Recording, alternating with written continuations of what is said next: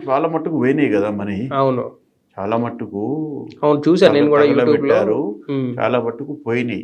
ఆ పోయిన దానిలోకి వెళ్ళే విభజించిన పాటలైన బాపతియే చాలా మట్టుకు వాడుకుంటున్నారు. ఇప్పుడు సపోజ్ చెప్తున్నా, ఇప్పుడు అగస్త్య మహాముని ఉన్నాడు.